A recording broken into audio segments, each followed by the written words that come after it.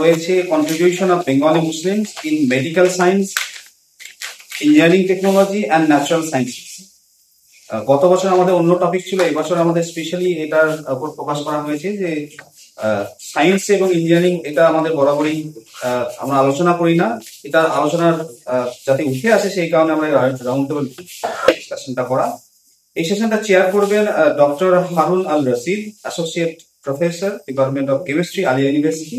আমি ডক্টর হারুন আল রশিদ স্যারকে অনুরোধ করবো ডায়াস আসার জন্য। তানিয়াকে অনুরোধ করবো স্যারকে গ্রহণ করি।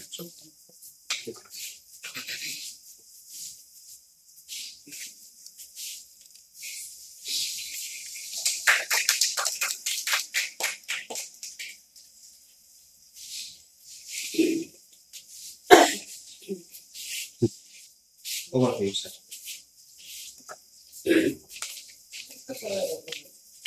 Thank you very much, Dr. Hassan, for your introduction. এই সেশনটা আগের যে সেশনগুলো হয়েছে তার থেকে একটু different session. This is round table discussion. শুধু টেবিলটা রেক্টাঙ্গুলার। এখানে আমার সঙ্গে থাকবেন আরো 4 জন স্পিকার, আর 2 জন স্পিকার পরে অ্যাড হয়েছে, তাদেরকে মঞ্চে আসার জন্য অনুরোধ করছি। Doctor Ashraful Alam, assistant professor and head department of geography, Serampore girls college, university of Calcutta. H M. Taufiq Ahmed, assistant professor department of electronics and communication engineering, Aliah university. Dr. Asif Akram, he is now postdoc fellow at Kansas State University, USA. PhD করেছেন এবং MSc from IIT Bombay। আরো আছেন আমাদের সঙ্গে MD Saidul Islam, associate professor, department of mathematics, eastern university, Kolkata.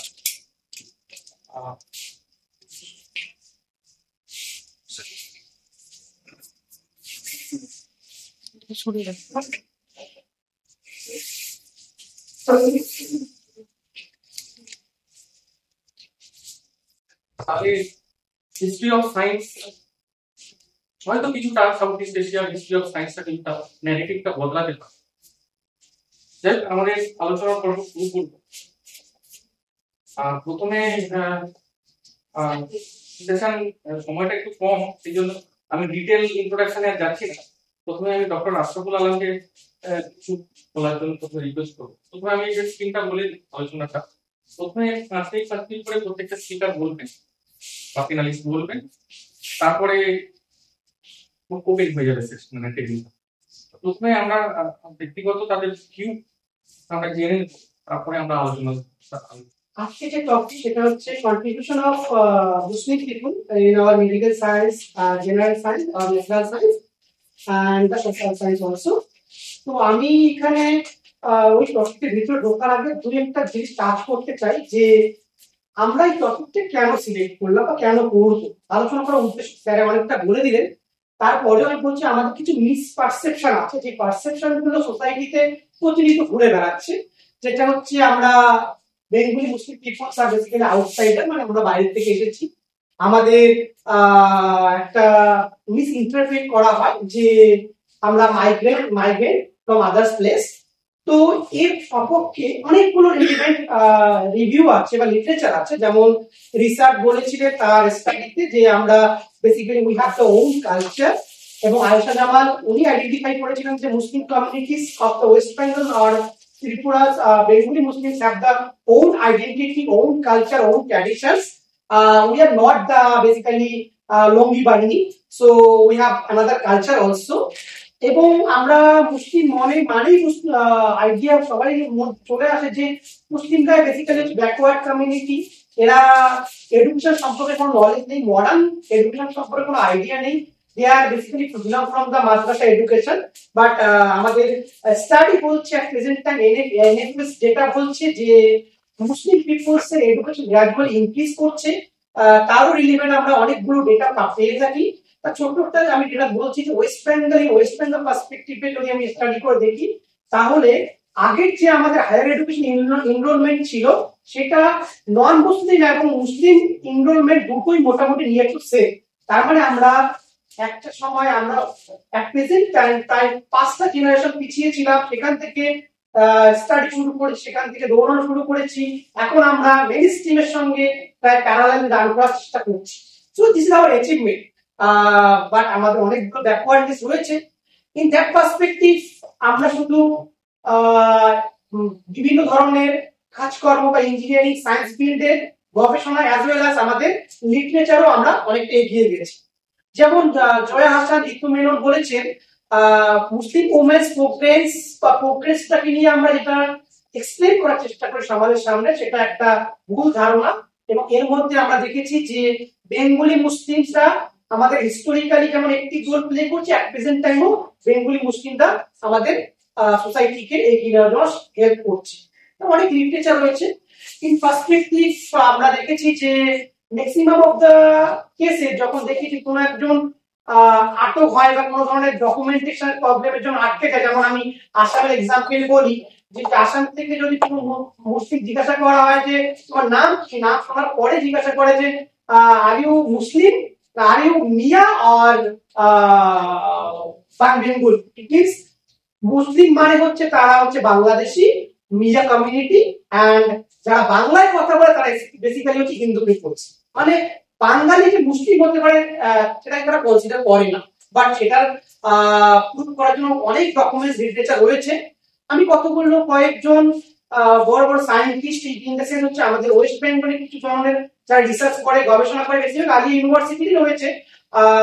নাম আমি sir ভালো করে বলতে পারেন পরে সায়েন্সের ব্যাকগ্রাউন্ড থেকে। আমি কয়েকটা খালি আর্টস এবং লিটারেচার বা লিটারেচার অনেক অলরেডি স্যার বলে গেলেন, সাইকুল স্যারও বলে গেলেন, নামজাদ স্যার অনেক উনিও বলে গেলেন। তো আমি পলিটিক্যাল সায়েন্স এবং বাকি সোশ্যাল সায়েন্সের দুইজনের নাম বলতে চাই। যেমন হচ্ছে মহিদুল ইসলাম স্যার, ওনারা পলিটিক্যাল সায়েন্স পার্সপেক্টিভ প্রচুর কাজকর্ম করে যাচ্ছেন, এখনো আমাদের CEEPLS-এ আছেন। তারপরে যেমন হচ্ছে আব্দুল কাইম সোশিওলজির উপর রিসার্চ করেন, সুফিয়ান আহমেদ স্টুডিও সোশ্যাল কালচারের উপর রিসার্চ করেন।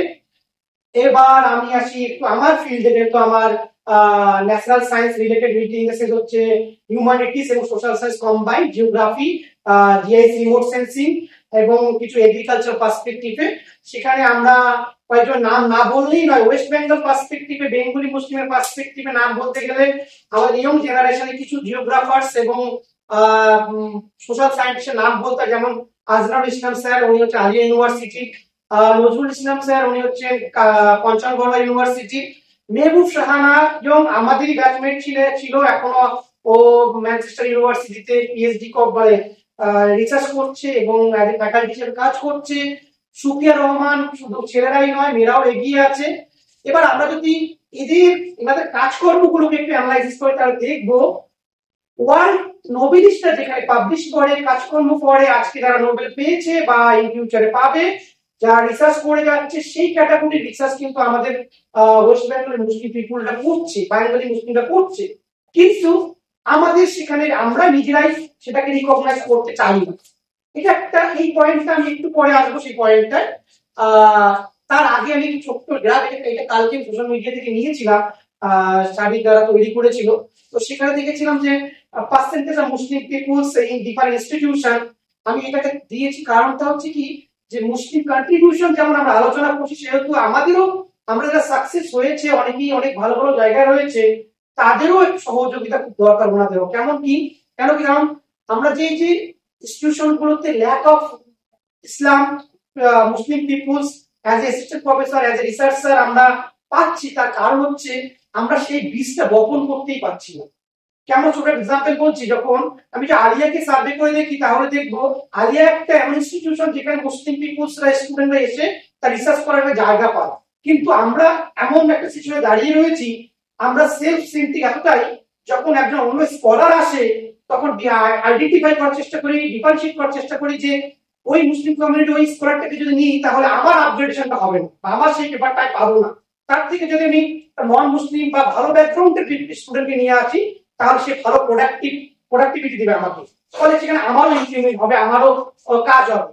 এই দিকটা এই ন্যারো সেন্স মেন্টালিটির জন্য আমরা কিন্তু ইউনিভার্সিটিগুলোতে রিক্রুটমেন্ট ক্ষেত্রেও সেম দেখতে পাচ্ছি। কারণ আমরা মনে করি বা যারা ওখানে বসে তারা মনে করে যে Muslim peoples who are coming from Muslim background তাদের নলেজ অনেকটাই কম as compare to who are coming from the mainstream community. তো এই দিক থেকে আমার রিকোয়েস্ট থাকবে যে আমরা শুধু আমাদের বক্তব্যে নয় কাজেও যেন আমরা সবাই মিলে মুসলিম কমিউনিটি এবং ইসলামকে যেমন তারা কন্ট্রিবিউট করার চেষ্টা করছে আমরা যেন কিছু কন্ট্রিবিউট করার চেষ্টা করতে পারি। Thank you.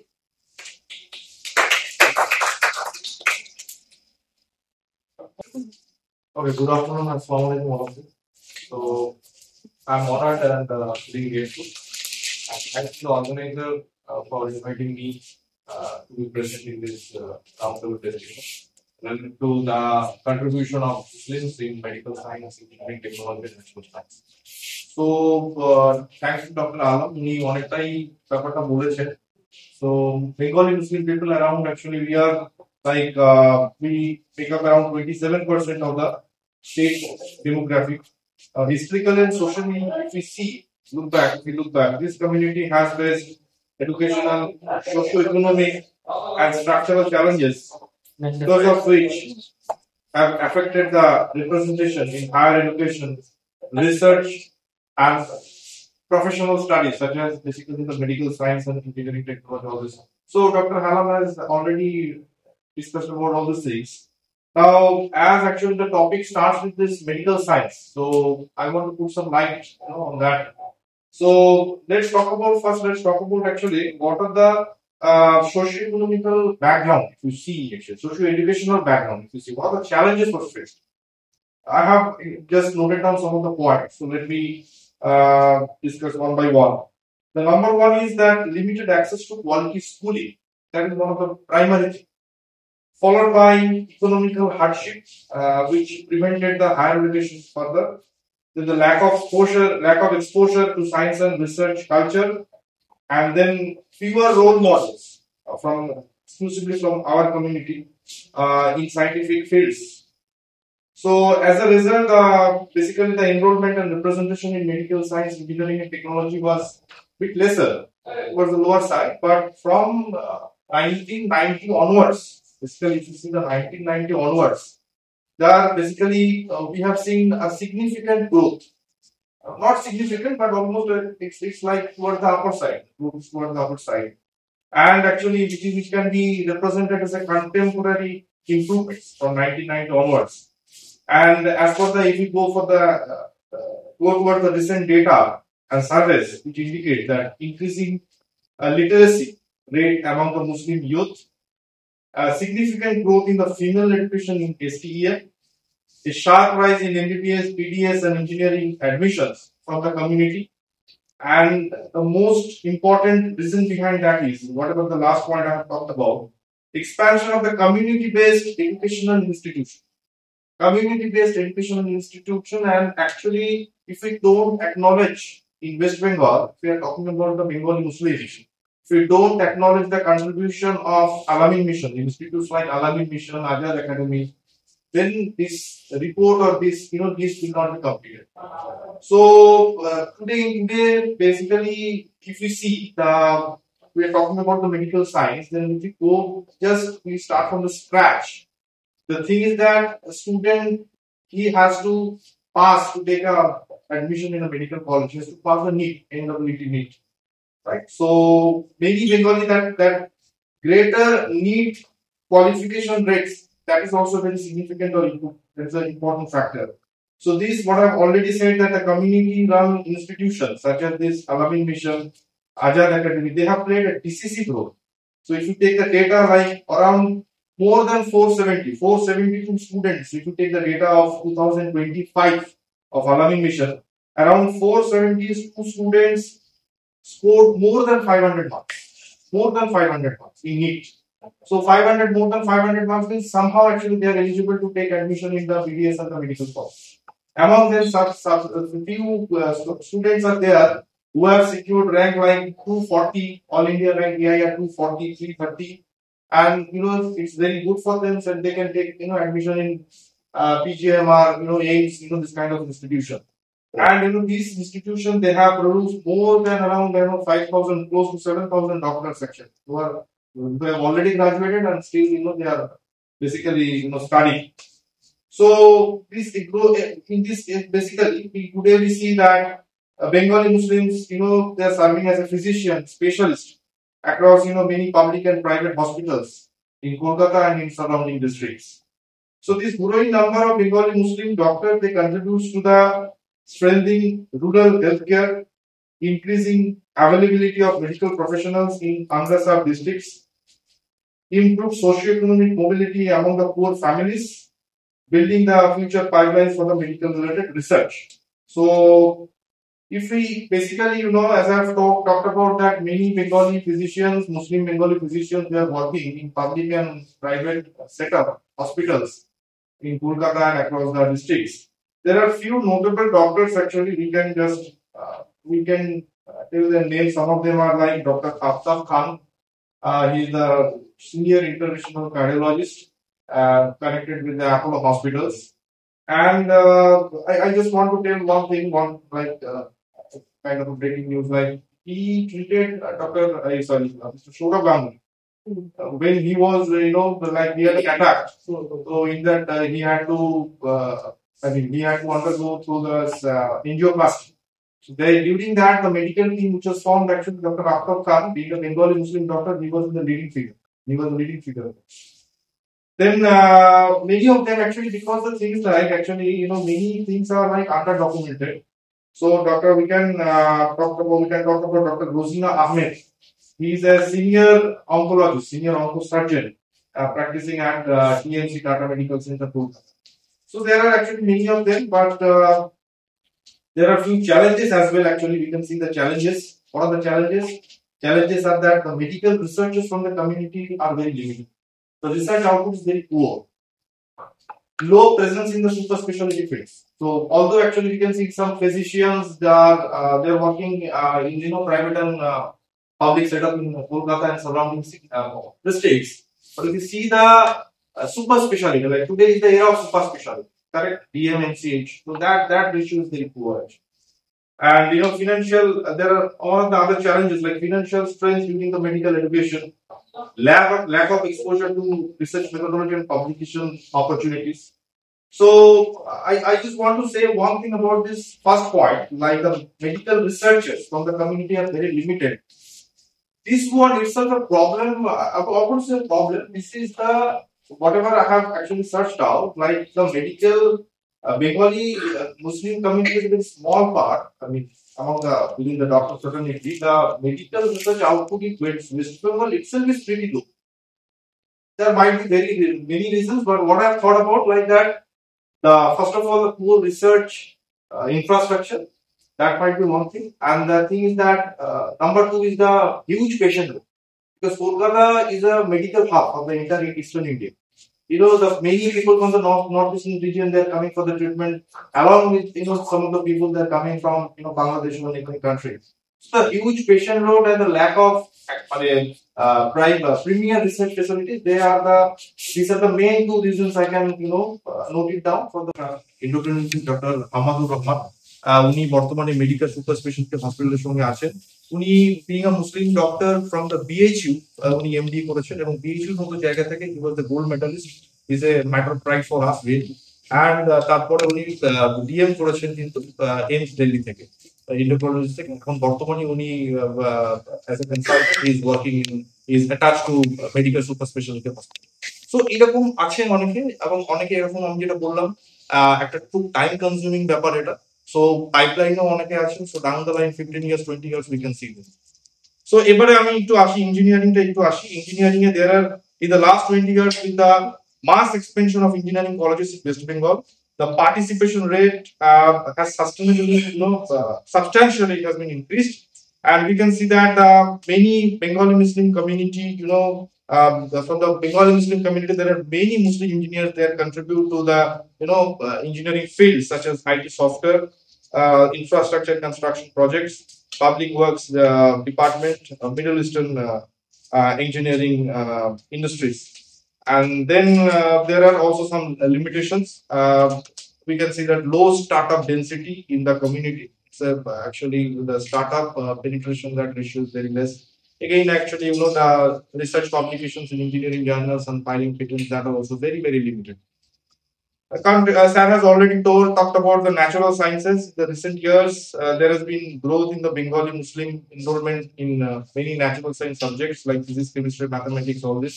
Universities like JU, CU, Presidency, Alia, they host increasing number of Muslim scholars. Some of them can be noted as Sir has already taken some names. Dr. Farooq Rahman from JU Mathematics Department, Dr. Mehdi Kalam from Alia University Physics Department, so theoretical astrophysicist. He was elected as a fellow of Royal Astronomical Society, very, very prestigious. Then, Dr. Hedayatullah Mir has already talked about his name.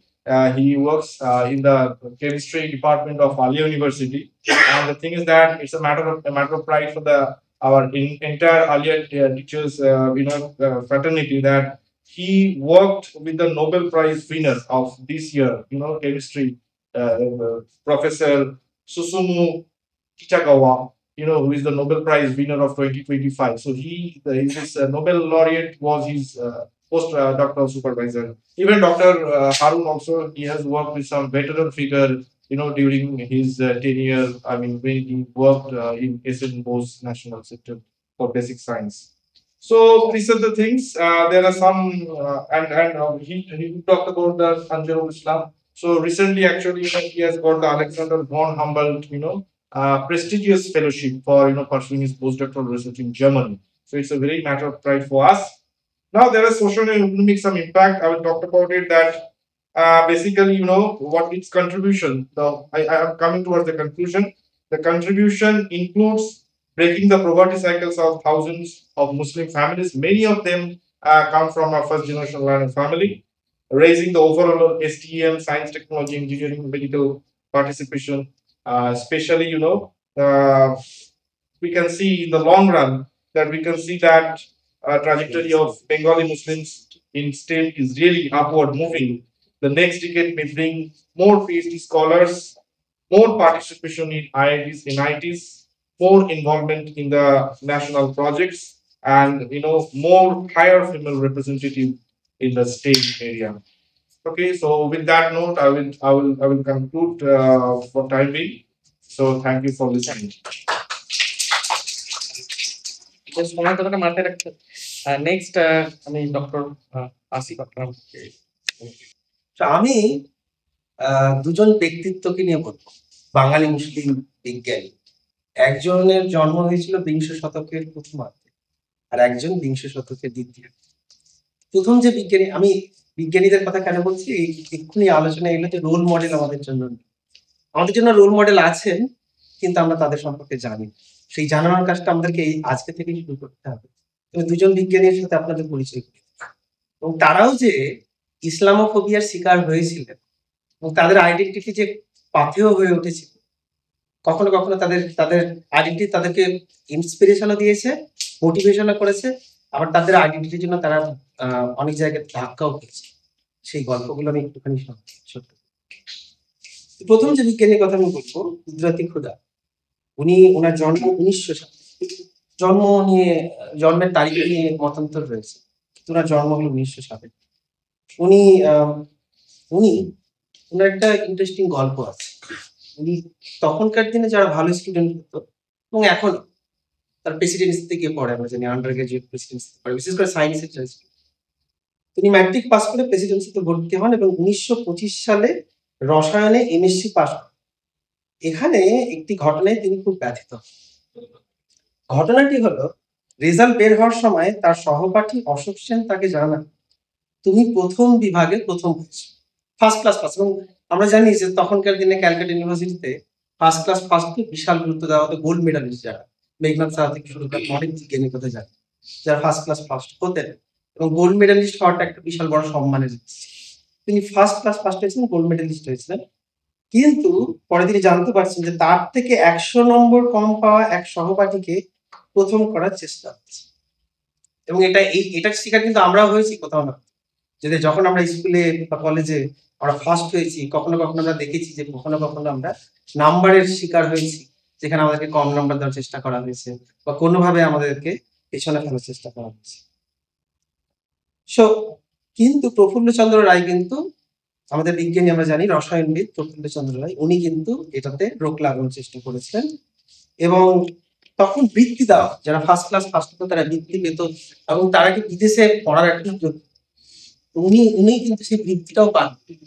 পরে আলিগড় ইউনিভার্সিটির একজন professor এই গল্পটা যখন জানতে পারেন, তার সাথে কথা বলে, তখন তিনি কিন্তু কলকাতা ইউনিভার্সিটিতে গিয়ে ওনার বৃত্তির ব্যবস্থা করেন এবং উনি 1925 সালে 12 ডিসেম্বর বিলেত যাত্রা করেন। দারুণ শীতের সময় জাহাজ করে 30 ডিসেম্বর বিলেতে তিনি পৌঁছান এবং সেখানে তিনি তার গবেষণার জীবন শুরু করেন। এটা হচ্ছে তার ফার্স্ট এনকাউন্টার, যে পড়াশোনার লাইফে মুসলিমদেরকে যে প্রত্যেকটা পদে, মুসলিম বিজ্ঞানীদেরকেও যে প্রত্যেকটা পদে যে শিকার হতে হয় সেটা। এবার মানে উনি যখন ফিরে আসছেন, বিলেত থেকে ফিরে আসছেন, দুঃখের বিষয় এটা সত্যি যে বিলেত থেকে গবেষণা করে এসেও তাকে প্রায় 2 বছর বেকারত্বের জীবন অতিবাহিত করতে হয়। এবং এটা কেন হচ্ছে? যখন একজন বাঙালি ব্রাহ্মণ সেই সময় বিলেত থেকে ফিরে আসছে, তাকে কিন্তু এটা করতে হচ্ছে না। তার জন্য তাকে চেনে সবাই, তারা ডাইরেক্ট অধ্যাপনায় যুক্ত হচ্ছেন। আমরা দেখেছি জগদীশ চন্দ্র বসুর জীবনে বা অন্যান্যদের জীবনে যে তাদের চাকরি খুঁজতে অসুবিধা হয়, তাদের কর্মসংস্থানে অসুবিধা হয়। উনাকে অসুবিধা হচ্ছে কেন? উনার কোনো সাপোর্ট সিস্টেম নেই, আমাদের বাঙালি বিজ্ঞান মহল নেই, মুসলিম বিজ্ঞান মহল যারা তাকে সাপোর্ট করবে, তাদের তার মেন্টর হিসেবে কাজ করবে। কিন্তু তিনি সেটা ফেস করেছেন। কিন্তু পরে 2 বছর বেকারত্বের জীবন অতিবাহিত হওয়ার পরে কলকাতা বিশ্ববিদ্যালয়ের তদানীন্তন শিক্ষাবিদ অধ্যাপক প্রফুল্ল মৈত্রের বৈষম্যমূলক আচরণই এর জন্য দায়ী বলে বলা হয়েছে। তিনি চাকরি না পান। অগত্যা প্রেসিডেন্সিতে 1930 সাল থেকে 2.5 বছর নতুন করে গবেষণা শুরু করার একটা তিনি সুযোগ পান এবং পরে তিনি অধ্যাপনা জীবনে আবার যুক্ত হন। 1946 সালে যখন দাঙ্গা হয়, সেই দাঙ্গাতেও গুজরাতি খোদাকে কিন্তু অনেক কিছু ফেস করতে হয়েছিল এবং সেটা নিয়ে ছোট্ট আমি কিছু এখান থেকে কোটেশন দেবো। 1946 সালের 16 আগস্ট থেকে টানা 1 বছর সাম্প্রদায়িক দাঙ্গা হিসাবে সাক্ষী ছিল কলকাতা। সন্দীপ বন্দ্যোপাধ্যায় তার 46-এর দাঙ্গা পুস্তকে লেখেন, টানা কারফিউ চলছে, অঞ্চলে অঞ্চলে দাঙ্গার পিছনে সরকারের মদত রয়েছে। কলকাতার মহানগরী থেকে হিন্দু মহাসভা ঘেঁষা কংগ্রেস ও হিন্দু মহাসভার যৌথ উদ্যোগে মুসলিম খেদানো শুরু হয়েছে। ডক্টর কুদরতি খুদার গ্রেটার ক্যালকাটা কিলিং এর ছবল থেকে রেহাই পেলেন। প্রেসিডেন্সির অধ্যাপক কুদরতি খুদার বাড়ি এবং ল্যাবরেটরি তছনছ করে দেয়। তার বাড়িকে এবং ল্যাবরেটরিকে কিন্তু ভেঙে দেওয়া হচ্ছে, তছনছ করে দেওয়া হচ্ছে। যখন প্রথমত একজন মুসলিমকে বিভিন্ন ব্লকে পার করে যেতে হচ্ছে, তারপর তিনি যখন অধ্যাপনা জীবনে যাচ্ছেন, তখন হিন্দু মহাসভা, যে আমরা এখনো দেখছি সেটা, তারা কি করছে, সেটা এখন শুধু না, তখনও। সেখান থেকে আমাদেরকে বুঝতে হবে যে তারাও সেই লড়াইটা করে গেছে, আমরা সেই লড়াই থেকে পিছিয়ে দিলাম। এবং তারপরে বলছেন যে এই দাঙ্গার সময় কুদরতি খুদার ছোট মামা স্বাধীনতা সংগ্রামী অধ্যাপক রেজাউল করিম তার গার্ডলার লেনের বাসা থেকে এন্টালি মার্কেটের উল্টো দিকে নবযুগ পত্রিকার অফিসে যাবার সময় আক্রান্ত, তার মামা আক্রান্ত হচ্ছে, মানে সবাই আক্রান্ত হচ্ছে। 1947 সালে দেশভাগ ও দাঙ্গার সময় তিনি প্রেসিডেন্সির অধ্যক্ষ, কলকাতা বিশ্ববিদ্যালয়ের ফেলো এবং সেনের সদস্য ছিলেন। স্বাধীনতা সংগ্রামী মণিকুন্তলা সেন তার সেদিনের কথা গ্রন্থে বলেছেন, 46-এর আগস্ট থেকে 47-এর আগস্ট পর্যন্ত দাঙ্গার ক্ষত ধুতে ধুতে আমরা যে পুরস্কার পেলাম তা হলো দ্বিখণ্ডিত দেশ আর বুক ভাঙে না। এবং আমরা দেখতে পাচ্ছি আজকের দিনে, এবং এখানে আমার যারা সহবক্তা তাদের বক্তব্যটা গুরুত্বপূর্ণ, যে বাঙালি মুসলিমদের আমরা কন্ট্রিবিউশন কম দেখছি এই জন্য নয় যে তাদের মধ্যে যোগ্যতা, কম দেখছি এই জন্য নয় যে তাদের মধ্যে প্রতিভা, কম দেখছি এই জন্য যে তাদের শিক্ষাতে প্রথমত বাধা আছে, তাদের কর্মজীবনে বাধা আছে, এবং তারা যখন অধ্যাপক হয়েও যাচ্ছে, তখন এই যে যারা সাম্প্রদায়িক শক্তি, তারা কিন্তু তাদেরকে সবসময় একটা সমস্যার মধ্যে ফেলছে। আরেকজন আমি ছোট্ট করে বক্তব্য বলবো, সেটা হলো ডক্টর মুনকির হোসেনকে নিয়ে। উনি জন্মগ্রহণ করেন 1954 সালের 20 নভেম্বর ওনার বাবা ছিলেন ফাইজ হোসেন, উনি ছিলেন ডেইলি লেবার। এবং এই এই এই গল্পটা কিন্তু আমরা এখনো পাই। আমরা যখন নিটের রেজাল্ট দেখি, একটা রিক্সাওয়ালার ছেলে ডাক্তারিতে চান্স পাচ্ছে, এই গল্পগুলো আমরা শুনতে পাই। তো উনি কিন্তু ডেইলি লেবারের একটা সন্তান ছিলেন এবং সেখান থেকে একটা শেখার আছে। ডক্টর মুনকির হোসেন একজন খুব স্বনামধন্য বিজ্ঞানী, তার বিশাল সংখ্যক গবেষণা রয়েছে। তার গবেষণা কেমিস্ট্রিতে, তিনি কেমিস্ট। আগের জন যার কথা বললাম প্রতীকদা, তিনিও কেমিস্ট। তার সম্পর্কে একটা ছোট্ট জিনিস আমি বলবো যে উনি 20 বছর এখান থেকে পিএইচডি করার পর 20 বছর কিন্তু উনি বিদেশে গবেষণা করছেন, তাইওয়ান এবং জাপান এবং বিভিন্ন দেশে গবেষণা করেন। তারপর উনি কিন্তু বিদেশে কিন্তু তার কর্মজীবনকে কাটিয়ে দিতে পারতেন আনন্দের সাথে। উনি সিদ্ধান্ত নিলেন না, আমার কমিউনিটির একটা উন্নতির দরকার। ডক্টর মুনকির হোসেন যেটা করলেন, উনি রিটার্ন করলেন ইন্ডিয়াতে, এবং during occasional visits to India, Dr. Hussain actively engaged in philanthropic and social welfare activities. One of his lasting contribution was the establishment of the Darul Huda Bengal campus in his village Bhim, a branch of the Kerala-based Darul Huda Islamic University. সেখানে তিনি কিন্তু একটা modern ইউনিভার্সিটির চেষ্টা করছেন এবং সেখানে hospital তৈরি করার চেষ্টা করছেন, বিভিন্ন উদ্যোগ করছেন। এরকম আমি আরো অনেক মানুষকে দেখতে পাই। এবং আজকে আমরা নুরুল সাহেবকে যে আমরা সম্বোধনা জানাবো, তিনিও কিন্তু এই চেষ্টাটাই করেছেন যে বাঙালি মুসলিমদের মধ্যে বিজ্ঞান শিক্ষা এবং বিজ্ঞানে একটা লিডারশিপ তৈরি করার চেষ্টা উনি করেছেন। সেটা কিন্তু ডক্টর মুনকির হোসেনের জীবন থেকে আমরা। তো আমরা এখানে দুটো এক্সাম্পল পেলাম, একজন সত্যিকার ভালো বিজ্ঞানী যিনি অনেক বাধা পেরিয়ে এসেছেন, আরেকজন ভালো বিজ্ঞানী যিনি বিদেশে সেটেল হতে পারতেন কিন্তু দেশে ফিরে কমিউনিটির জন্য একটা কাজ করেছেন। এরকম আরো অসংখ্য বিজ্ঞানীর ব্যাপারে আমি জানি, যেটা নিয়ে আমি ভবিষ্যতে আলোচনা করবো। আপাতত এর সঙ্গে আমি জাস্ট অ্যাড করছি, এই দুজন বিজ্ঞানীর কথা বললেন ডক্টর, তিনি এরা দুজনই বীরভূমের সন্তান এবং আমাদের আবু সালেহ ভাইও বীরভূমের। যাই হোক, তো আমি সৌভাগ্যবশত মুনকির হোসেনের সঙ্গে সংস্পর্শে এসেছিলাম, তার প্রতিষ্ঠানে গিয়েছিলাম। যাই হোক, আমরা পরবর্তী এখানে বক্তা কুদরতি 1900 সালে ডক্টর সৈয়দুল ইসলাম।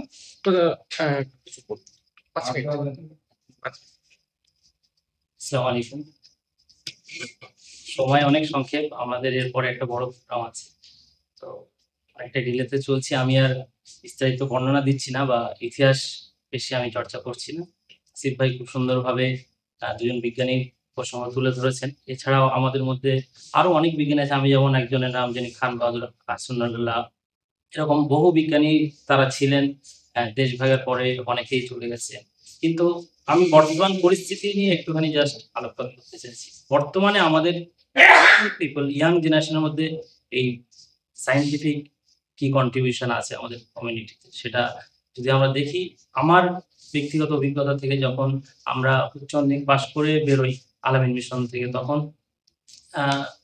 যখন দেখলাম যে বিভিন্ন ইউনিভার্সিটিতে সায়েন্স পড়ার মানে মুসলিম স্টুডেন্টের সংখ্যা কিন্তু খুবই কম। আলামিন থেকে বা অন্যান্য মিশন স্কুল থেকেও বিশেষ করে প্রফেশনাল কোর্সগুলোতে, মেডিকেল ইঞ্জিনিয়ারিং বা আরো বিভিন্ন প্রফেশনাল কোর্সে স্টুডেন্টদের যাওয়ার প্রবণতা বেশি।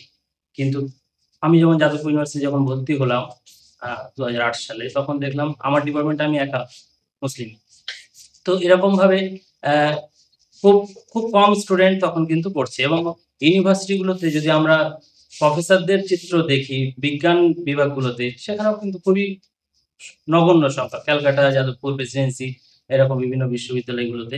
তো কিছু সিনিয়র প্রফেসর যারা ছিলেন তারা রিটায়ারমেন্ট করলেন, কিন্তু তারপরে আমরা কিন্তু কোনো মুসলিম প্রফেসরকে দেখতে পাচ্ছি না। তার পরবর্তীতে যখন 2014 সালে শাইখুল্লাহ স্যার সুন্দরভাবে সকালে উপস্থাপন করেছেন যে ওবিসি রিজার্ভেশনের কথা, তখন আমরা দেখলাম বেশ কিছু স্টুডেন্ট তারা আসছে, বিভিন্ন বিজ্ঞান বিভাগগুলোতে ভর্তি হচ্ছে এবং গবেষণাতেও আমাদের প্রতিনিধিত্ব বাড়ছে। আমরা পরবর্তীতে বিভিন্ন university, central government institute, IISER, IIT, NIT, TIFR, এই সমস্ত ইনস্টিটিউটে আমাদের বহু মুসলিম স্টুডেন্টরা তারা কিন্তু এখন গবেষণার সাথে যুক্ত এবং তারা সত্যি খুব নিষ্ঠার সঙ্গে এবং খুব ভালো কোয়ালিটি কাজ তারা কিন্তু করছে। সেই চিত্রগুলো আমরা যারা সায়েন্সে গবেষণার মধ্যে আছি আমরা হয়তো সেগুলো দেখতে পাই বা দেখতে পাচ্ছি, কিন্তু আমাদের সমাজে এইগুলো নিয়ে খুব একটা চর্চা করা হয় না, বা সেগুলো আমরা সাধারণ মানুষ সেগুলো দেখতে পাচ্ছেন না। যেমন আমাদের তৌফিক স্যার বলছিলেন কয়েকজন বর্তমানে যাদবপুর ইউনিভার্সিটি ফারুক রহমান স্যার আছেন, আলিয়াতে আমাদের মেহেদী কালাম স্যার আছেন, হেদায়তুল্লাহ মীর স্যার আছেন, এরকম রবিউল স্যার আছেন। বহু আমাদের মুসলিম কমিউনিটিতে তারা বিভিন্ন পিওর সায়েন্সের বিভিন্ন ফিল্ডে তারা কিন্তু খুব ভালো গবেষণা করছেন। আমরা বিভিন্ন আইআইটিতে এখন আমাদের মুসলিম স্টুডেন্ট তারা প্রফেসর হচ্ছে। আমাদের inter university centre for astronomy and astrophysics IUCAA পুনেতে ফার্স্ট টাইম একজন মুসলিম উনি প্রফেসর হয়েছেন, সৌগাত মুজাহিদ। ঘটনাক্রমে তিনিও আলামিন মিশনের প্রাক্তনী। তো এরকম আমরা আইআইটি পাটনাতে দেখেছি, বিভিন্ন আইআইটিস গুলো, আইজার কলকাতাতে আমরা দেখেছি, সেখানেও মুসলিম প্রফেসর হচ্ছে। তো আস্তে আস্তে আমাদের গ্রোথটা হচ্ছে, কিন্তু যেটা ভয়ের কারণ হচ্ছে যে আমাদের এই ওবিসি রিজার্ভেশন নিয়ে যে ঝামেলাটা হচ্ছে, এখন কিন্তু বর্তমানে আবার আমরা সেই জায়গাতে পড়ে যাচ্ছি, যেহেতু আমরা ওই পিএইচডি গবেষণাতে সুযোগ পাওয়া যাচ্ছে না। মুসলিম স্টুডেন্টদেরকে খুব সচেতন ভাবে তাদেরকে বাদ দেওয়া হচ্ছে। তো এটা আমাদের একটা ভয়ের কারণ। এবং আমি একটি প্রাইভেট ইউনিভার্সিটিতে আছি বর্তমানে, সেখানেও আমি দেখছি যে আমি যখন জয়েন করেছিলাম ওরকম 1-2 জন ফ্যাকাল্টি ছিল, কিন্তু এখন আবার দেখলাম বেশ 8-10 জন মুসলিম ফ্যাকাল্টি জয়েন করেছেন। স্টুডেন্ট সেখানেও কিন্তু অনেক স্টুডেন্টরা ভর্তি হচ্ছে, রিসার্চ করছে। আমাদের ডিপার্টমেন্টগুলোতে ম্যাথামেটিক্সে এমএসসি করছে, মুসলিম মেয়েরাই এমএসসি করছে সেখানে। তো বিজ্ঞান গবেষণা বা বিজ্ঞান সাধনার ক্ষেত্রে অনেক অগ্রগতি আমাদের মধ্যে কিন্তু হয়েছে।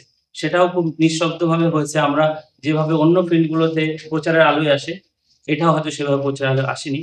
তো আজ থেকে আমরা চর্চা শুরু করলাম, ইনশাল্লাহ ইন ফিউচারে এরকম আলোচনা হতে হতে আরো সবার কানে কানে এটা পৌঁছে যাবে, বা আমাদের কমিউনিটি, আমাদের উত্তরসূরিরা তারা অনেক বেশি আত্মবিশ্বাস পাবে এই বিজ্ঞান সাধনাতে অংশগ্রহণ করতে। এটুকুই আমি বলে আপাতত শেষ করছি।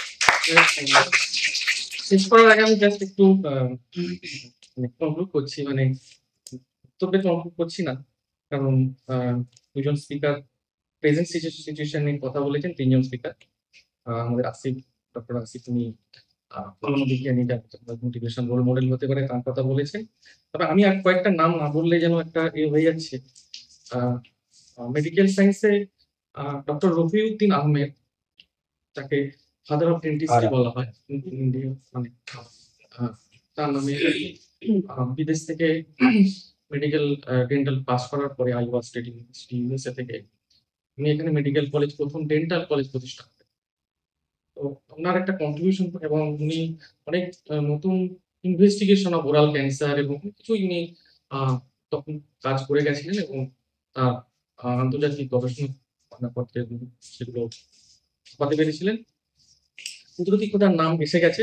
একজন লেডি সায়েন্টিস্ট, মানে এই প্রেজেন্ট সময়ে, যদিও উনি এখানকার নয়, কিন্তু নামটা না বললেই নয়, সেটা হচ্ছে ফিরদৌসী কাদরি। উনি ইমিউনোলজি এবং ভ্যাকসিন নিয়ে কাজ করেছেন, এবং কলেরার যে ভ্যাকসিন তৈরিতে ওনার অনেক পায়োনিয়ারিং ভূমিকা রয়েছে। এবং রমন মাগাসাসি অ্যাওয়ার্ড পেয়েছেন উনি 2021 সালে। আরো অনেক নাম রয়েছে। এবং মেডিকেল সায়েন্সের যদি আমরা প্রি কলোনিয়াল এরা দেখি, সেখানে ইন্ডিজিনিয়াস যে ট্রিটমেন্ট, ইউনানি বা এগুলোতে অনেক নামই আছে। এবং তার মধ্যে হাকিম আব্দুল হামিদ এবং আব্দুল হাকিম সাহেব, তাদের অনেক কন্ট্রিবিউশন রয়েছে, এবং তাদের ডকুমেন্টেড অনেক বই রয়েছে, যেগুলো সংরক্ষিত আছে খুব প্রাইভেট কোনো মানে লাইব্রেরিতে, সেগুলোকে আমরা সামনে আনতে পারতাম। তো যাই হোক, এখানে আরো অনেক কাজের স্কোপ রয়েছে এই এরাতে, মানে এই জায়গাগুলোতে। এবং তাতে আমার মনে হয় এই বিষয়ে চর্চা যদি বাড়ে, ভবিষ্যতে সাউথ এশিয়াতে যে হিস্ট্রি অফ সায়েন্সের ন্যারেটিভটা বদলে যেতে পারে। ধন্যবাদ।